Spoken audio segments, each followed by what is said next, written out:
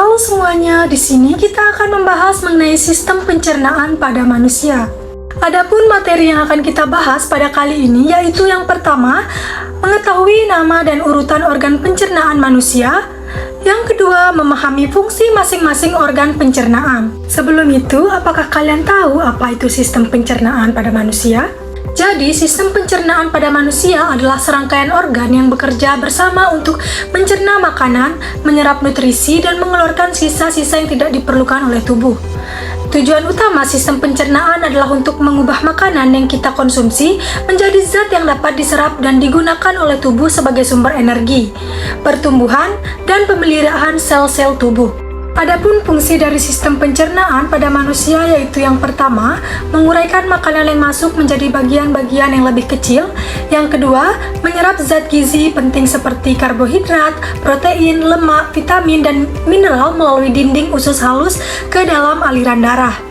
Dan yang ketiga, mengeluarkan limbah yang tidak tercerna seperti serat dan bahan-bahan yang tidak dapat diserap tubuh dalam bentuk tinja melalui anus. Selanjutnya, mari kita masuk pada materi yang pertama, yakni organ pencernaan pada manusia. Yang pertama ada mulut, kedua ada kerongkongan, ketiga lambung, keempat usus halus, kelima usus besar, kemudian ada rektum, dan yang terakhir ada anus. Lalu, proses apa yang terjadi pada tiap organ pencernaan kita? Mari kita pelajari tiap-tiap organ pencernaan pada tubuh kita. Mulut. Di dalam mulut terdapat gigi, lidah, dan air ludah. Perhatikan gambar susunan gigi pada mulut manusia. Susunan gigi manusia terdiri dari 4 jenis, yaitu ada gigi seri sebanyak 4 buah yang berfungsi untuk memotong makanan. Gigi taring sebanyak 4 buah berfungsi untuk merobek atau mencabik makanan. Gigi geraham depan sebanyak 8 buah berfungsi untuk mengunyah makanan. Dan gigi geraham belakang sebanyak 12 buah berfungsi untuk melumat dan menghancurkan makanan. Berikutnya, perhatikan gambar lidah yang ada di samping. Lidah berfungsi sebagai indera pengecap, untuk membolak-balikan makanan, dan untuk membantu menelan makanan. Lidah bersama gigi berfungsi untuk melaksanakan proses pencernaan secara mekanis di dalam mulut. Organ berikutnya ada kerongkongan atau esofagus. Perhatikan gambar di samping.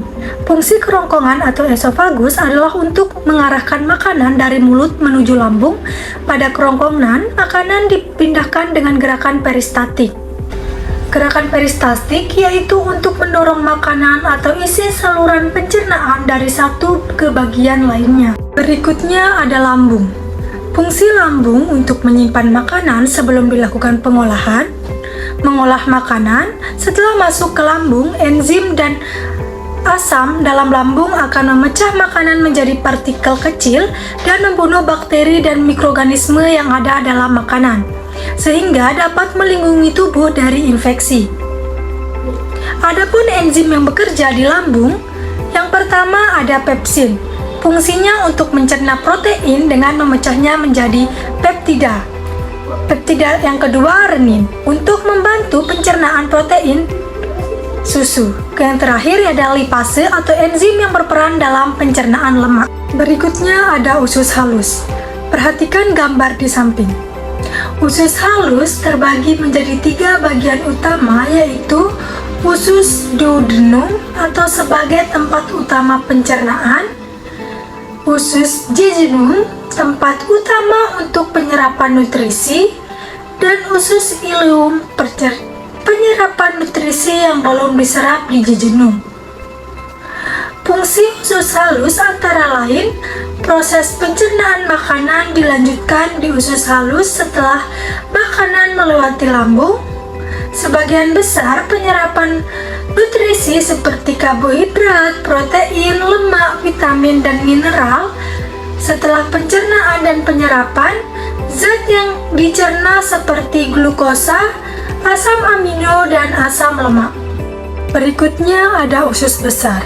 Usus besar atau kolon terdiri dari 3 bagian, yaitu yang pertama, kolon ascendent atau kolon naik, yang kedua kolon transversum atau kolon datar, dan yang ketiga kolon descendent atau kolon turun. Fungsi usus halus antara lain tempat pembusukan sisa-sisa makanan dan usus halus dengan bantuan bakteri, tempat penyerapan kadar air yang berlebihan pada sisa-sisa makanan. Yang terakhir ada rektum dan anus. Rektum adalah bagian terakhir dari saluran pencernaan pada manusia dan hewan, yang terletak di antara usus besar atau kolon dan anus. Fungsinya utama adalah untuk menampung fases yang telah terbentuk sebelum dikeluarkan dari tubuh. Rektum memiliki panjang sekitar 12 hingga 15 cm pada manusia dewasa. Anus terletak di ujung bawah saluran pencernaan, tepat sebelah rektum.